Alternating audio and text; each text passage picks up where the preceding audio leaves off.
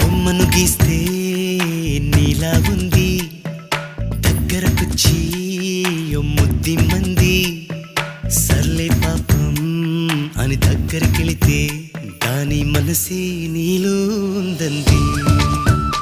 ఆ ముద్దేదో నీకే మంది.